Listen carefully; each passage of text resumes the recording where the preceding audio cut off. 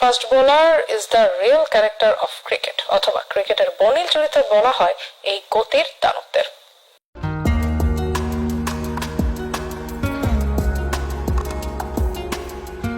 দেশের ক্রিকেটে এখনও অচেনা মুখ। সদ্য সমাপ্ত বিপিএলে খেলেছেন মাত্র 2টি ম্যাচ। বিপিএল শেষ হওয়ার পর অন্য ক্রিকেটাররা ডিপিএলে ব্যস্ত হয়ে পড়লেও তিনি আর 22 গজে নামার সুযোগটাও পাননি।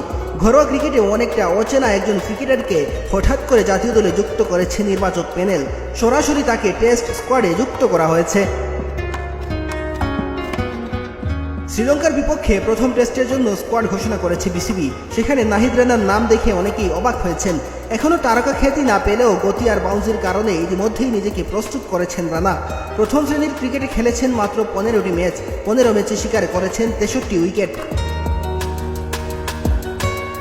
নাহিদ রানা তার ছোট্ট ক্যারিয়ারে এখন পর্যন্ত 5 উইকেট নিয়েছেন 3 বার, 4 উইকেট নিয়েছেন 5 বার। রানা বাংলাদেশ ক্রিকেট লিগে খেলে থাকেন নর্থ জোনের হয়ে, আবার জাতীয় লিগে খেলেন রাজশাহী বিভাগের হয়ে। সবশেষ বিপিএলে রানা খেলেছিলেন খুলনা টাইগার্সের হয়ে। 2 ম্যাচ খেলে নিয়েছেন 2টি উইকেট। এবারের বিপিএলে প্রথম মাঠে নেমে সাকিব আল হাসানের বিপক্ষে ঘন্টায় 149.7 কিলোমিটার গতিতে বল করেছিলেন। সে ওভারেই ঘন্টায় 147 কিলোমিটার গতিতে আরও 2টি বল করেছিলেন।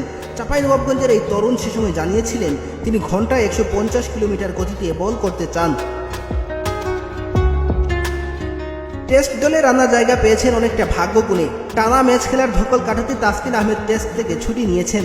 দীর্ঘদিন ধরে এবাদত হোসেন লড়াই করেছেন ইনজুরির সাথে, ফলে লাল বলে জায়গা পেয়েছেন নাহিদ রানা।